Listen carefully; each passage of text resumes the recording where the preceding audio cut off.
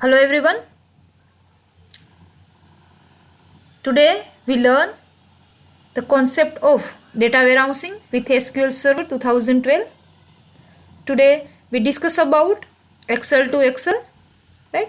So normally हम SSIS में ETL operation perform करते हैं, राइट?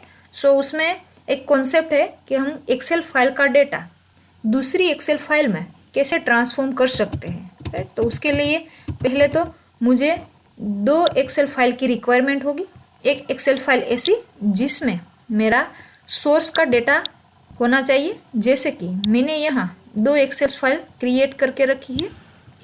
एक एक्सेल फाइल का नाम रखा है स्टूडेंट डेटा, दूसरी एक्सेल फाइल का नाम रखा है स्टूडेंट डेस्टिनेशन डेटा, राइट? ठीक है, तो जो मेरी पहली फाइल है आप देख सकते हैं स्टूडेंट डेटा, उसमें मेरे पास 3 फील्ड्स है, roll number, name and branch. उसमें 5 रिकॉर्ड मैंने इंसर्ट करके रखे हैं। ये 5 रिकॉर्ड है मुझे दूसरी फाइल जो मेरे पास अवेलेबल है स्टूडेंट डेस्टिनेशन डेटा, उसमें ट्रांसफॉर्म करना है। यहाँ मेरे पास 3 फील्ड्स है, बस उस 3 फील्ड में मेरे पास कोई पण डेटा अवेलेबल नहीं है। तो इस डेस्टिनेशन वाली फाइल में हमें सोर्स का डेटा है ट्रांसफॉर्म करना है, ठीक है? ये जो 5 रिकॉर्ड है मुझे डेस्टिनेशन वाली फाइल में डालना है, यानी कि ETL प्रोसेस करनी है, राइट? तो मेरे पास 2 एक्सेल फाइल है। अब मुझे करना क्या है, तो कि सबसे पहले मुझे SSDT में जाना है, राइट? जो कि एक सॉफ्टवेयर है, आप जानते होंगे उसके बारे में। तो सबसे पहले मैं SSDT में जाती हूँ न्यू प्रोजेक्ट लेने के लिए। सबसे पहले बिजनेस इंटेलिजेंस में, उसके बाद इंटीग्रेशन सर्विस में, उसके बाद इंटीग्रेशन सर्विस प्रोजेक्ट को सिलेक्ट करना है। उसके बाद मुझे यहाँ प्रोजेक्ट का नाम है वो डालना है। फॉर एग्जांपल मैं यहाँ मेरा प्रोजेक्ट का नाम डालती हूँ डेमो ETL, ठीक है? अब मैं उसे ओके ऊपर क्लिक कर देती हूँ एंड देन नेक्स्ट मेरा प्रोजेक्ट थोड़ी प्रोसेस के बाद डिस्प्ले होगा। तो आप यहाँ देख सकते हैं कि मेरा जो प्रोजेक्ट है वो ओपन हो चुका है, demo_ETL।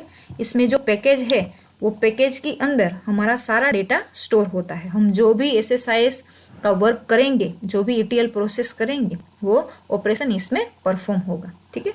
तो सबसे पहले मैं यहाँ फेवरेट के अंदर डेटा फ्लो टास्क को डबल क्लिक करके सिलेक्ट कर लेती हूँ। जैसे डबल क्लिक करती हूँ यहाँ डेटा फ्लो मुझे डिस्प्ले होता है। कहाँ होता है? कंट्रोल फ्लो पैनल की अंदर। उसके बाद मुझे डेटा फ्लो टास्क पे डबल क्लिक करना है। डबल क्लिक करने के बाद यहाँ मुझे सोर्स असिस्टेंट देखने को मिलेगा। तो सोर्स असिस्टेंट पे मैं डबल क्लिक कर देती हूँ, ठीक? जैसे ही मैं सोर्स असिस्टेंट पे डबल क्लिक करती हूँ यहाँ मुझे सोर्स असिस्टेंट देखने को मिलेगा। उसमें यहाँ मुझे सिलेक्ट करना है एक्सेल, ठीक है? एक्सेल के बाद मुझे एक्सेल का कनेक्शन मैनेजर क्रिएट करना होगा। तो उसके लिए मुझे यहाँ न्यू पर डबल क्लिक करना पड़ेगा। जैसे ही डबल क्लिक होगा यहाँ मुझे एक्सेल फाइल का पाथ पूछा जाएगा कि आपकी जो सोर्स फाइल है उसका पाथ मुझे यहाँ देना होगा। तो जो मेरी सोर्स फाइल है वो स्टूडेंट डेटा है, तो मैं उसे सिलेक्ट कर लेती हूँ। उसके बाद एक्सेल का वर्जन पूछा जाएगा। तो मैं जो एक्सेल का वर्जन यूज कर रही हूँ वो है माइक्रोसॉफ्ट एक्सेल 2030। तो मैं उसे वर्जन में से सिलेक्ट कर लेती हूँ। यहाँ ओके पर क्लिक करती हूँ। जैसे मैं ओके पर क्लिक करती हूँ यहाँ मुझे वंस अगेन ओके पे क्लिक करना होगा, जो कि मेरा कनेक्शन मैनेजर क्रिएट हो जाएगा। आप यहाँ देख सकते हैं कि मेरा कनेक्शन मैनेजर क्रिएट हो चुका है। उसके बाद मुझे डेस्टिनेशन असिस्टेंट लेना होगा। उस पर मैं डबल क्लिक करती हूँ। वंस अगेन यहाँ मुझे पूछा जाएगा एक्सेल, और उसमें मुझे फिर से न्यू कनेक्शन मैनेजर क्रिएट करना होगा। तो मैं यहाँ से न्यू कनेक्शन मैनेजर को क्रिएट करती हूँ। फाइल का पाथ पूछा जाएगा, तो जो डेस्टिनेशन वाली फाइल है उसे मैं सिलेक्ट करती हूँ। यहाँ से वर्जन मुझे सिलेक्ट करना होगा, तो वो मैं सिलेक्ट करती हूँ। उसके बाद ओके, राइट? तो दोनों का कनेक्शन से एक कंप्लीट हो चुका है। यहाँ मुझे 2 कनेक्शन देखने को मिल रहा है, एक एक्सेल मैनेजर एंड एक एक्सेल कनेक्शन मैनेजर 1, ठीक है? तो सबसे पहले मुझे क्या करना है, ये जो ब्लू लाइन दिख रही है उसको मुझे सोर्स को डेस्टिनेशन से कनेक्ट करना होगा, ठीक है? अब जो ये रेड सिंबल दिख रहे हैं उसे मुझे पहले निकालने होंगे ताकि मैं ETL ऑपरेशन परफॉर्म करा पाऊँ, ठीक है? तो सबसे पहले एक्सेल सोर्स फाइल पे डबल क्लिक करना होगा। जैसे हम डबल क्लिक करेंगे एक्सेल सोर्स एडिटर ओपन होगा, उसमें यहाँ टेबल व व्यू दिखने को मिलेगा। उसके बाद यहाँ सीट दिखने को मिलेगी कि नॉर्मली 3 सीट होती है, आपकी कौन सी सीट में डेटा स्टोर है। तो यहाँ मेरे पास एक ही सीट है तो वो मैं सिलेक्ट कर लेती हूँ। उसके बाद मैं यहाँ प्रीव्यू करके कंफर्म करती हूँ कि वही रिकॉर्ड है जो मुझे ट्रांसफॉर्म करने हैं। तो आप यहाँ 5 रिकॉर्ड्स देख सकते हैं जो कि मुझे ट्रांसफॉर्म करने हैं। ठीक है, तो मैं यहाँ ओके पे क्लिक कर देती हूँ। यहाँ ओके पे हम क्लिक कर देते हैं। रेड सिंबल जो था रोम का वो निकल गया है।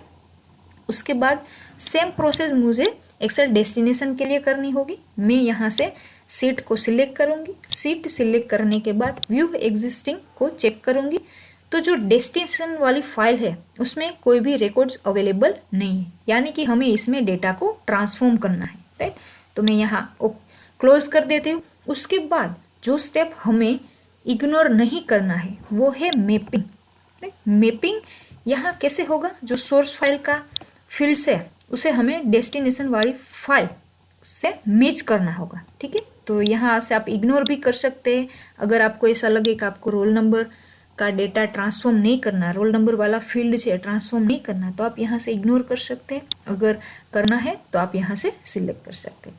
तो 2 फाइल का मैपिंग होने के बाद हम यहाँ ओके पे क्लिक करेंगे। जो रेड सिंबल रोम का था वो निकल चुका है।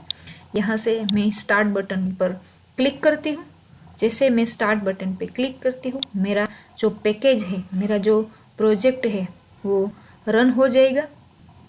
रन होने के बाद हमें अगर सोर्स फाइल और डेस्टिनेशन फाइल पे राइट सिंबल देखने को मिले, यानी कि मेरा डेटा सोर्स से डेस्टिनेशन तक परफॉर्म हो चुका है, यानी मूव हो चुका है, माइग्रेट हो चुका है। ठीक है, 5 रोज का डेटा है वो मूव होगा। सो सबसे पहले मैं प्रोजेक्ट को स्टॉप कर देती हूँ। रनिंग स्टॉप होने के बाद मैं स्पेशली मेरा जो फोल्डर है डेस्टिनेशन वाला उसको मैं एक बार रिफ्रेश कर लेती हूँ। उसके बाद मैं एक्सेल फाइल को ओपन करती हूँ। राइट, स्टूडेंट डेस्टिनेशन में आप देख सकते हैं कि 5 रिकॉर्ड मूव होके आ गए हैं। कौन से डेटा हमने मूव किए हैं, तो कि ये जो हमारे पास स्टूडेंट डेटा थे, राइट, ये जो स्टूडेंट डेटा थे, ये स्टूडेंट डेटा हमने कहाँ मूव किए हैं, तो कि स्टूडेंट डेस्टिनेशन में। ठीक है, तो इस तरह से हम नॉर्मली ईटीएल ऑपरेशन से एक्सेल टू एक्सेल कर सकते हैं। ठीक है, आई होप कि आज का जो प्रैक्टिकल था उसमें आपका जो कन्फ्यूज़न है वो सोल्व हुआ होगा। ठीक है, थैंक यू एवरीवन।